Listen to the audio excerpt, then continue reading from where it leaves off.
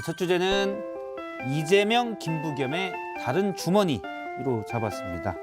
이재명 대선 후보가 오늘 당 중앙선대위 출범 후에 첫 회의를 주재했는데 여기에서 전국민 재난지원금이 추가로 필요하다 거듭 강조를 했습니다. 하지만 김부겸 국무총리의 생각은 조금 달랐는데요. 같이 연달아 보겠습니다. 우리 전 국민들의 삶을 보살피고 또 경제도 활성화할 수 있는 재난지원금의 추가 지급 문제도 적극적으로 추진해 주시기를 부탁드립니다. 국가 부채 비율이 크게 장애가 되지 않는다는 사실을 우리도 좀 인지할 필요가 있습니다. 금년 예산은 이제 한 두 달이면 집행이 끝나는 거고요. 예. 거긴 더 이상 여력이 없고 예. 쓸 수 있는 재원이라는 게 빤하거든요. 아니에요. 막 여기저기서 무슨 어디 이 주머니 저 주머니 막 뒤집으면 돈이 나오는 그런 상황은 아니지 않습니까? 예, 이재명 정부를 표방한 이재명 후보가 다 주자 또 줘야 된다, 이거 필요하다라고 얘기했는데 국무총리의 생각은 좀 다른 것 같습니다. 어떻게 해석해야 될까요? 일단은 지금 이제 1차부터 5차까지 재난지원금이 예. 있었잖아요. 근데 그 과정 대부분을 이제 저도 국회의원으로서 참여하면서 봤는데 이 정부의 시각과 국민을 대표하는 정치인의 시각은 사실 다를 수밖에 없고 또 달라야 하는 측면이 있거든요. 예. 그래서 지금까지 5번의 재난지원금을 편성할 때도 여부와 규모와 대상과 이런 것들에 대해서 처음에는 다양한 이견들과 의견들이 나왔고요. 근데 그게 이제 좁혀지는 과정들이 항상 필요한 것이죠. 그러니까 이제 그게 정치 아니겠어요? 예. 그런 차원에서 이해하고 있습니다. 갈등이 있는 건 아니고 당연히 서로 다른 의견을 이제 조율할 거다라는 네. 거고요. 네, 국회에서는 어차피 정부를 계속 견제해야 되는 입장 아니겠습니까? 근데 지금 김부겸 총리께서 얘기하시는 것은 상당히 상식적이고 가장 올바른 절차에 따른 말씀을 하신 게 아닌가 하는 생각이 들고요. 그래서 서로 이견이 있는 것을 보면서 좀 안타깝다는 생각이 들고 예. 지금 현재 아직 대통령이 되시지 않았음에도 불구하고 벌써 대통령처럼 저렇게 뭔가 윽박을 지르기 시작을 하시면 추후에 대통령이 되셨을 때는 어떻게 될까? 예. 예, 라는 좀 뭐 의구심이 들더라고요. 화면에 지금 윽박 지르는 건 전혀 안 나온 거. 그러니까 이제 윽박은 화면엔 없었습니다. 그렇습니다. 윽박은. 그런 건 그런데 아니고. 윽박보다는 네. 아까 강력하게 뭔가 재난지원금을 실행해야 되는 것처럼 얘기하시니까 총리께서 이게 이제 오늘이 소상공인의 날이에요. 그러니까 저도 이제 소상공인의 날 기념행사에 참석을 했는데 이런 거잖아요. 그러니까 지금 어떻게 보면 작년부터 올해까지 소상공인 분들이 너무너무 어려웠고 파산하신 분들, 폐업하신 분들 너무 많고 국민들 모두가 그 고통을 이제 2년 동안 지금 감내해 오고 계신데 예.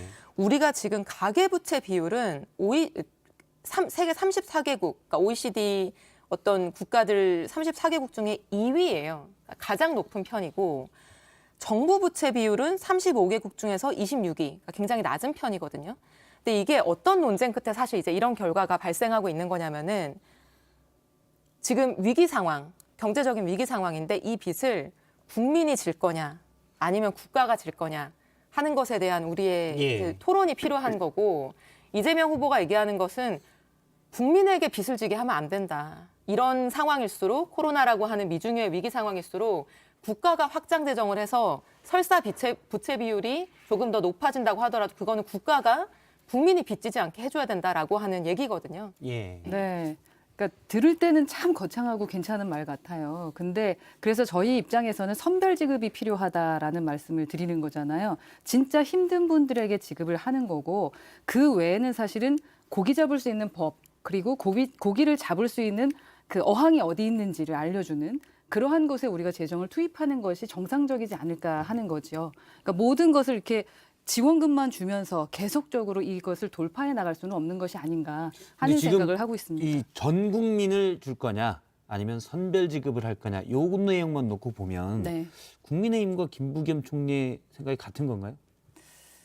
지금으로선 제 생각하고는 네. 같은 것 같은데요. 저희 국민의힘 입장에서는 아직 이 부분을 정리하지는 못했습니다. 그러니까 왜냐하면 이게 또 네. 사실은 준다고 하는 쪽이 표가 되는데 네. 대선 앞두고 있어요. 국민의힘도 그 고민 있죠. 지금 상당히 동일한 고민이 입장은 있죠. 없죠. 예, 기존의 총선 때도 이 문제를 가지고 상당히 이제 어려움을 겪었기 때문에 저희 이제 원내에서는 지속적으로 정책에 대한 논의를 하고 있고요. 이제 후보가 이틀 후면 결정이 되지 않겠습니까? 예. 그래서 후보와 함께 이제 입을 맞추는 어. 그 시간이 필요합니다. 그러니까 노벨 경제학상 이제 수상한 마이클 크레이머 교수가 예. 이제 이런 얘기를 계속 주장을 하고 있잖아요. 그러니까 저소득층만을 선별해서 지원하는 정책은 지금과 같은 상황에서는 이제 제대로 기능하지 못할 우려가 크다. 저는 보편과 선별 중에 무엇 하나만 정답이라고 생각하진 않습니다. 특히 지금처럼 뭐 2년 가까이 길어지고 있는 이런 완전한 국가적인 경제적 위기 상황에서는 한 가지만 답일 수가 없는데요. 그래서 사실 작년부터 계속 말씀드리고 있는 게 이게 어려운 피해가 집중된 분들에 대한 지원이 필요하죠. 예컨대 소상공인에 대한 저리 대출부터 시작해서 예. 지금까지 버팀목 플러스 새희망 자금 이런 것들이 피해 받으시는 분들에게 집중 지원이 되는 이제 지원금이었던 거고요. 그것과 별도로 이렇게 했을 때는 사실 이 돈이 흘러가지 않는 피해 계층들이 있거든요. 예컨대 일자리를 잃은 알바생들, 노동자들, 뭐 여러 가지 뭐 지원금이 이제 뭐 들어왔을 때 미처 이런 캐치되지 않는 어려운 분들이 있을 수 있으니 그런 분들에게까지 사실 이제 가뭄이 든 논에 물이 흘러 들어가기 위해서는 이제 어떤 특정한 포인트에는 보편적인 어떤 정책도 보완적으로 필요하다고 볼 수 있는데 우리가 이제 계속 선별이냐 보편이냐 마치 두 가지 중에 하나만 정답인 것처럼 얘기하는 거는 저는 좋은 관점은 아닌 것 같아요. 네, 그래서 서로 더 논의를 하고 네. 기본적인 지금 시스템의 문제가 뭐가 있는지도 한번 생각해보고 말씀하셨던 것처럼 진짜로 그 도움이 필요한 분들이 어디에 계신지에 대한 것도 조금 더 살펴보면서 가야 되지 않을까 하는 생각이 들고 제가 아까 대통령이 된 분인 양 말씀하신다라고 말씀을 드렸던 이유는 1위, 2위 달리고 계시지 않습니까? 근데 그분께서 재난지원금 1인당 100만 원 얘기하니까 어떤 일이 벌어졌습니까? 국채금리가 쑥 올라가는 일이 벌어졌습니다. 그래서 예, 그런 거예요? 예. 급등세했던 게 그때 그런 얘기도 나왔어요. 금리 발작이 일어났다라고 하면서 그분의 말씀 하나 때문에 금리가 이렇게 요동치는 일이 벌어져서는 안 된다. 그래서 국채금리는 그냥 이제 올해 던지지 초부터 말자, 수위를 던지지 봐야 말자. 됩니다. 예, 그냥 말을 던져버리는 것은 위험하다. 라는 말씀을 꼭 드리고 싶어요. 그러니까 말씀 지금 대변인님 말씀하셨던 것처럼 여러 군데 이제 살펴보고 총리의 말도 듣고 부총리 경제부총리 말도 좀 들으면서 그러면서 무언가의 발언을 하셔야지 지금 그렇게 막 던지기만 해서 아무 말 대잔치를 하면 안 된다. 일단은 경제적인 통계를 얘기할 때는 딱 부분만 떼서 며칠 상간의 통계만 봐서는 안 되고요. 그건 굉장히 위험한 것이기 때문에 그 부분은 제가 말씀을 드리고 싶고 사실 금리 지금까지 말씀인 거죠? 네. 국채 금리는 사실 지금의 올해 초부터의 경향성이 있는 거거든요. 그리고 사실 지금까지 5번의 재난지원금이 나갔을 때 여당이 최초 주장한 대로 된 재난지원금이 없습니다. 정부나 야당하고의 조율 끝에 사실은 범위, 뭐 대상 여부에 대해서 계속 뭐 좁히거나 바꾸거나 늘리거나 하는 조정의 과정들이 있었거든요. 전 이번에도 그렇게 하면 해야 되고 그렇게 하면은 뭐 지혜로운 답이 나올 거다 이렇게 생각합니다. 이제 어제 선대위에서 박완주 의원은 이제 그런 얘기를 했죠. 이제 검토 단계다. 방향이 정해지지 않았다는 얘기를 하기도 했습니다. 그렇죠. 그러니까 말을 던지는 분과 그걸 주워 담아서 어떻게든 해결하려고 하시는 분들이 계시니까 예. 그 부분이 이제 불안하다는 얘기고 지금 금리에 대한 얘기는 사실 전문가들이 많은 얘기를 했고 아마 어제자 신문에 정말 많은 그 기사가 나온 건 보셨을 겁니다. 그만큼 그 나비 효과라고 하잖아요. 그러니까 대통령 후보들의 말이 그만큼 무거워야 된다라는 말씀을 저는 지속적으로 드리고 저희도 어차피 이제 이틀 후 이제 후보가 결정이 예. 되고 나면 어떠한 논의를 해야 되니까 그때도 자세하게 한 번 더 말씀을 네. 나눠보는 두 것도 좋을 것 분이서 같습니다. 대변인이시지만 일단 개인적으로는 선별 지급을 해야 된다라는 허은하 의원님은. 개인적인 뭐 선별 지급 네 그렇죠. 좀 더 자신 있게 얘기해 주세요. 개인적으로 저희는 우선은 그 부분에 대해서는 함구하기로 했기 때문에 함구. 제가 실수한 것이 아닌가 하는 알겠습니다. 생각도 하게 됩니다. 저도 의견을 물어봐 주실 거죠? 예. 네. 개인적으로는 어떻게 보십니까? 저는 지금은 보편 지급 필요한 딱 시점이라고 봐요. 이게 보편 지급을 계속할 수는 없을 수 있는데 지금 이제 위드 코로나 1단계가 11월 1일부터 시작이 됐고 일단 영업 시간 제한이 유흥업소를 제외하고는 없어지면서 예. 그리고 인원 제한이 뭐 10명으로 늘어나면서 지금 어느 때보다도 경기 부양의 곡선으로 우리가 들어가야 될 시점이거든요. 왜냐하면 2년 동안 지칠 대로 지친 정말 벼랑 끝에 몰린 소상공인 분들에게 지금 이제 다시 반등해야 되는 기회이기 때문에 이럴 때에 소비 진작 효과가 있는 전국민 재난지원금 보편 지원금을 예. 적절한 방식으로 예컨대 지역화폐나 이런 방식들을 결합해서 지원한다면은 저는 이 시점에 경기 부양 효과와 함께 소상공인 분들에게 진짜 숨통이 트이는 그런 예. 효과가 생길 수 있다. 근데 덩치가 사실 100만 원씩이라고 하면 50만 원 추가로 하면 뭐 20몇 조 이렇게 해야 되잖아요. 보편 지급을 하게 되면 그거보단 일단 적은 숫자가 걸로 저는 많기 계산했는데. 때문에 그 부담이 사실 훨씬 큰데 그래도 일단 무게 중심은 이 시기상 보편 지급에 더 무게를 둬야 된다는 말씀이신 거죠? 저는 이제 이 말을 고지고대로 얘기하는 거는 좀 주의해야 되지만 사실 이제 스테퍼니 켈턴이라고 하는 뉴욕 주립대 교수가 한 말이 굉장히 우리나라에서도 언론에서 많이 보도가 됐는데 오늘 상당히 많이 준비해 오셨어요. 허나우님도 나중에 앞서 이제 뭐 크레이머 노벨 경제학 수상자도 얘기하시고 지금도 뉴욕 저는 주립대 나비효과 하나 얘기했는데 이런 거 얘기했는데. 뭔가 있어 보이네요. 실제로 있어 보이네요. 예. 그래서 이런 얘기 했잖아요. 그러니까 정부는 화폐를 직접 찍어낼 수 있기 때문에 이 부채를 그렇게 너무 많이 걱정할 필요는 없다. 이런 상황에서는 나중에 화폐를 찍어낼 어떤 부담을 각오하더라도 부채를 이제 정부가 좀 안을 필요가 있다. 이제 이런 주장들이 미국에서 예. 굉장히 많이 나왔고 아. 우리도 이제 그걸 지지하는 경제학자분들이 계시잖아요. 미국과 한국은 다르죠. 돈을 찍어낸다라는 그 의미도 사실 많이 다르기 때문에 맞습니다. 예, 네, 그 다른데요. 이론을 미국은 대한민국에 기축통하고. 네, 예. 기본적으로는 적용하는 것은 조금 과한 네, 설명인 것 기본적으로는 정부 부채의 어떤 적정한 비율을 어떻게 볼 것이냐 하는 것에 대한 이제 다양한 의견들이 네, 의견들이 국내 좀 국외에 들어야죠. 있는데 네. 우리나라는 어쨌든 객관적인 지표상으로는 OECD 국가 중에 정부 부채 비율이 굉장히 낮은 편에 속한다는 거는 이제 그 부분도 통계인 사실은 거죠. 부채 비율이 박근혜 정부 때는 또 너무 높다고 하셨던 쪽이 이제 더불어민주당이었는데 지금은 또 너무 낮다라고 하고 계시기 때문에 진짜 말씀대로 조율이 필요하지 않나라는 생각이 들고요. 이 지원금 관련해서는 어떤 정책 효과가 아직까지 나온 게 없습니다. 그렇잖아요. 없다뇨. 그죠? 정책 효과로 불분명하죠. 그래서 계속 찬반양론이 있지 않습니까? 아니 작년에 최초에 이재명 지사가 제안을 해서 그 전국민 재난지원금이 작년 초에 지급되고 나서 그로 인해서 발생한 효과들이 국책 네, 저 기관에서 다르죠. 얼마나 많이 나왔어요. 그거는 서로 보는 입장이 좀 많이 다른 것 그러니까 같습니다. 없다고 예. 얘기하면 이제 그거는 저희는 팩트랑 없다라고 다르고요. 생각을 하거든요. 정책적인 효과가 그 불분명하다. 그러니까 있다라고 보기 어렵다. 뭐 1%가 있어도 있는 거니까. 근데 이 부분에 대해서는 그래서 지속적인 저희가 논의를 해야 되는 것은 진짜 필요한데 이런 논의가 필요한 것을 그냥 질러버리면 안 네. 된다. 제가 라는 그냥 말씀을 팩트만 저는 똑같은 정정하자면은 말씀만 계속 드릴 수밖에 네, 없네요. 작년 초에 전국민 재난지원금이 지급되고 나서 예. 그 어려운 코로나 초기 상황에서 소상공인 분들의 매출액 그리고 전체적인 카드 사용량 이런 것들이 그 몇 달 상간에 굉장히 늘어난 지표들을 보였었고요. 그래서 그때 뭐 여야를 가릴 거 없이 여기에 대한 효과에 대해서는 일정한 평가가 있었습니다. 근데 다만 같은 재원을 전 국민으로 하는 거, 선별 지급하는 거에 효과가 뭐가 더 우수했을 것이냐 하는 거에 대한 이견이 있었을 뿐이지. 저희 집도 당시에 이제 재난지원금을 받아서 소고기를 사 먹었기 때문에 소비는 늘어났는데 당시에 이제 8월 달인가요? 그런 건 또 있었습니다. 지금도 이제 방역이 수도권은 10인 이하로 돼 있는데 또 갑자기 확 더 쓰자.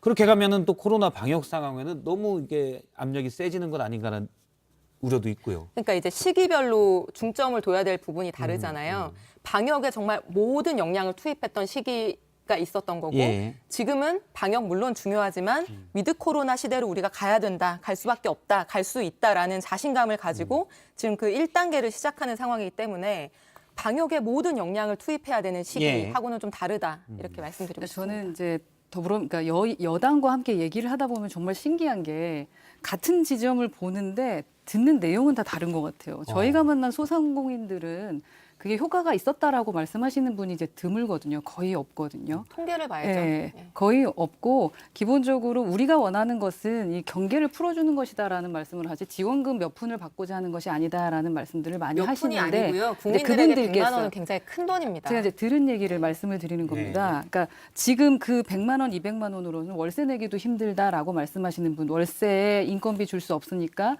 내가 혼자 일해야 되는 부분, 뭐 여러 가지 말씀들을 하시잖아요. 그래서 지금은 어떻게 확고하게 결정을 내릴 수 있는 지금 그 상황은 아닌 것 같다. 저도 드리고 싶은 여러 가지의 말씀들이 있지만 이게 입을 다물고 있었으면 좋겠다라는 것 때문에 제가 알겠습니다. 말씀을 토론. 드리지 못하는 게 좀 답답해 죽겠는데 여하튼 여러 가지의 토론의 쟁점들이 있기 때문에 확고하게 이렇다라고 지금 말하기에는 적절치 않은 것 같다라는 나중에 말씀을 당의 드리고 방침이 싶습니다. 정해지고 나서 예, 이 예. 주제를 다시 네. 하는 것으로. 알겠습니다. 앞서 이제 여러 사람들의 말을 인용했기 때문에 맹자에 따르면 왕도 정치. 맥락은 없는데 일단 공자님에 따르면 예. 아 공자인가요? 예. 아니요. 그 왕은 아닌데 어쨌든 이렇게 주고받고 어쨌든 하려고 왕은 했는데 아닌데 어쨌든 바로 생각나는 말이 없어요. 이런 것 좀 인용하니까 있어 그래야겠네요. 보이네요. 아, 그렇네요. 예. 예, 다음 다음에는 주부터 유럽 제가 쪽 유럽 쪽으로 분을 한번 준비하겠습니다. 따와서 부탁을 네, 드리겠습니다. 일본도 좀 해달라고. 일본은 이렇게 인식이 좋지는 않으니까. 아, 그렇습니까? 예. 그럼 유럽으로 하겠습니다. 유럽으로. 네. 알겠습니다. 그러면은 이재명 후보가 오늘 첫 선대위에서 한 얘기가 있습니다. 바로 부동산 개혁 의지를 강조했는데 그 얘기를 한번 들어보고 또 두 분의 의견을 듣겠습니다. 위기는 기회라고 했습니다. 저들이 이런 부당한 주장을 하고 부당한 공격을 할 때가 바로 우리가 반격할 기회입니다. 저는 가장 좋은 부동산 대개혁 환경이 대개혁할 수 있는 환경이 만들어졌다고 생각합니다. 자, 어제 이어 이재명 후보가 부동산 개혁 문제를 재차 강조를 했습니다. 아무래도 이제 이른바 대장동 공세에 대해서 정면 돌파 그리고 공공의 이익을 확정해서 환수하는 것은 잘했다. 뭐 이런 맥락이겠죠? 예, 어떻게 보십니까? 일단은 이런 거죠. 부동산 개혁이 중요한 이유는 뭐 우리가 다 알죠. 왜냐하면 국민들에게 지금 부동산이라고 하는 것은 굉장히 중요한 정책이니까요. 그렇죠. 무엇보다 더 중요하다고도 할 수 있는. 그렇기 때문에 아마 이제 주요하게 발언을 하신 것 같고 저는 정말 오늘 얘기한 부동산 개혁이 예.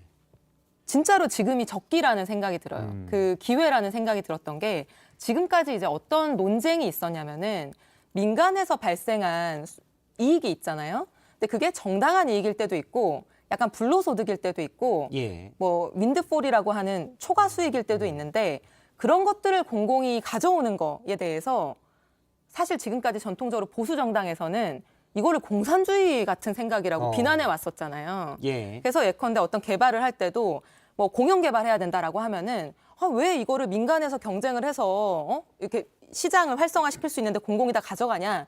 민간 해야 된다라고 하는 게 사실 이제 대장동 개발이었던 거고 그래서 민간 공영 개발 못한 거 아니겠어요? 다른 모든 분야에서도 예컨대 부동산 초과이익 환수제 예. 이런 거 저희가 얘기를 꺼내기가 어려웠잖아요. 근데 지금 이 뭐 화천대유를 비롯한 토건 세력들이 가져간 이 개발 이익, 초과 수익에 대한 국민적인 관심과 이 분노가 커져 있는 상태이기 때문에 저는 정말 이제까지 쭉 민주당이 주장해 온 이 민간에서의 초과 이익과 불로소득과 이런 것들을 일정한 적정하게 공공으로 환수하는 입법 개혁이 꼭 필요하다. 이런 이런 비율을 환수하는 비율을 좀 더 높이자라는 게 이제 국민들이 민간의 과도한 이득에 대한 불만이 높기 때문에 그렇게 할 수 있는 적기다라는 말씀이신 거죠? 예. 저는 이재명 후보가 상당히 영리한 전략을 쓰고 있다라는 생각을 합니다. 지금 대선판을 확실히 보고 계시는구나라는 생각은 드는 게 지난 이제 재보궐 선거 때 서울시장의 자리를 뺏겼던 것이 그 LH 사태 때문이다라는 생각을 확실하게 하고 계신 것 같거든요. 예. 그러니까 우리 지금 국민들이 가장 분노하고 계신 지점이 이제 부동산이죠. 나 재산과 관련된 부분이니까 그 부분에 대해서 지금 대장동 게이트가 나왔고 이제 뭐 백현동까지 가고 있고 또 다른 어떤 게 나올지 모른다라는 이게 사건이 아주 상당히 커질 것 같다라는 기미가 보이고 있죠. 그래서 저희도 이제 특위도 만들었습니다. 이재명 비리 특위가 생겨서 김진태 위원장이 하고 있는데 그 지점으로 모든 것이 쏠릴 것 같다라는 생각은 하신 것 같습니다. 그러다 보니까 지금 부동산 개혁 뭐 이런 말씀을 하셨는데 저는 보면서 상당히 저희는 웃었습니다. 정말 뻔뻔하다. 어떻게 저런 말씀을 하실 수가 있을까? 아니 이재명 후보도 국민의힘 토론을 보고 울적할 때 웃는다고 하더니 네, 그러시더라고요. 국민의힘도 이제 네. 이재명 후보의 발언을 보고 웃나요? 그러니까 좀 여야가 기가 서로 막히다, 웃고, 예. 기가 막히다라는 생각을 했습니다. 그래서 저희도 좀 전략 수정을 해야겠구나라는 생각이 드는 게 예. 영리한 전략을 쓰셨다라고 말씀을 드릴 수 있는 게 대장동 게이트가 그 이슈가 많이 사라지고 있습니다. 예. 그래서 저희가 좀 더 노력을 해야겠구나. 아니 저는 뭐 웃는 거는 차치하고 국민의힘 태도가 지금 굉장히 모순적이면서 뻔뻔해요. 근데 진정성을 보여줄 수 있는 유일한 기회가 뭐냐면은 이번에 이재명 후보와 민주당이 제안하고 있는 이 토건 세력에 대한 개발이익 환수 제도에 대해서 입법적으로 야당이 함께하고 동의를 해주시면 이 문제를 제기하는 그 진정성을 확인할 수 있다고 저는 생각을 하거든요. 왜냐하면 사실 지금 모순되는 것이 아니 박근혜 정부 때예요. 대장동 개발이. 그때 민정수석이던 곽상도 의원이 지금 무슨 뭐 중재에 관여했다, 뭐에 관여했다, 50억 아들이 퇴직금을 받아가고 그랬던 거 아니에요? 그 발단은 뭐였나요? 원래 공영개발 LH가 하려고 했던 거 민영개발로 막았던 게 당시 한나라당, 뭐 새누리당 국회의원이었던 거고 그 동생이었던 거잖아요. 그분 구속까지 되지 않았나요? 근데 지금 와서는 마치 이게 그 당시에 그냥 성남시장의 문제인 것처럼 돌리고 있는데 그거 자체도 이거는 뻔뻔한 것이다 이런 생각이 들고 우리가 이 문제를 너무 정쟁으로 가지 말고 우리 사회가 한 단계 발전하는 어떤 계기로 삼아야 되지 않겠습니까? 그런 측면에서는 부동산 어떤 개혁 입법을 여야가 함께 통과시키는 그런 모습으로 승화했으면 좋겠습니다. 부동산 개혁 입법을 뭐 진행하는 부분에 대해서는 저희도 아마 동의하시나요? 동의하고 있을 겁니다. 그러니까 왜냐하면 국민들이 더 이상 피해를 봐서는 안 되니까 개발 더 이상은 이상은 동의하시는 거예요? 그 부분은 더 살펴봐야겠죠. 제가 꼼꼼하게 봐야 될 것 같고요.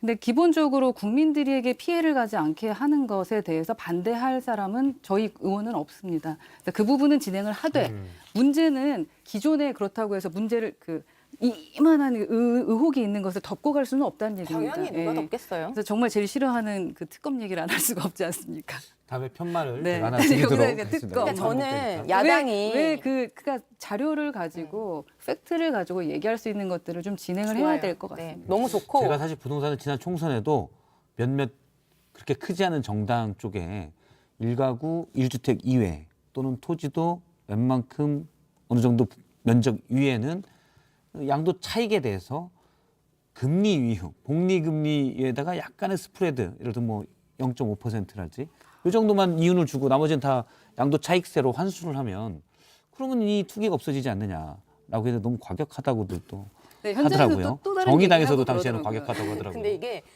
헌법재판소에서 허용하는 수준이 어딘지에 대해서는 저희가 되게 법리적인 토론도 필요하고 정책적으로 어떤 투기와 여러 가지 다른 경제적인 뭐 활성화 이런 것들에 이제 적정한 지점은 찾을 필요가 있는데 저는 일정한 적정한 범위 내에서 그리고 헌법적인 범위 내에서는 초과이익 환수 필요하다고 생각을 하고요. 저는 야당이 그 이재명 TF 이런 거 만드는 거 좋은데 그것만 고민하지 마시고 예컨대 이 초과이익 환수 제도에 대해서 국민들 지금 관심이 높잖아요. 분노가 크시기 때문에 이거에 대한 당의 입장은 뭐고 이런 문제가 예를 들면 앞으로 발생하지 않으려고 하면 어떤 정책이 필요한지 이런 TF도 같이 만들어서 논의해 주시면 좋을 것 저희는 다 같아요. 수비와 공격이 다 TF가 있습니다. 아니 입장이 아직 네, 없으시다고 하길래. 제가 그 입장을 얘기하지 않을 뿐입니다. 그 이제 윤석열 후보냐, 홍준표 후보냐, 또는 유승민 후보냐, 또는 그쵸. 원희룡 예, 후보냐가 그렇습니다. 금일날 결정되니까 네. 그 후보의 또 뜻에 따라야 된다는 말씀이시죠? 저희는 함께합니다. 아유. 원팀이 되기 위해. 균형 뭐 때문에 저희도- 4명을 다 얘기하느라고 이게 힘들죠. 네, 저희는 한 명만 얘기하면 됩니다. 저희는 이재명과 원팀입니다. 다음 주부터 제가 맞아요. 좀 쉽게 얘기할 수 있어질 것 같습니다. 알겠습니다. 재난지원금 문제에 관련돼서 이제 시청자 의견을 잠깐 전해드리면 재정 여력이 있다라고 얘기하신 쪽 의견은 그래 땡땡님께서 재난지원금 풀리면 소상공인 장사가 더 잘 되는 건 사실이다라고 얘기했고요. 다른 분도 자영업자도 살리고 경제도 활성화될 수 있다라는 의견을 보냈습니다.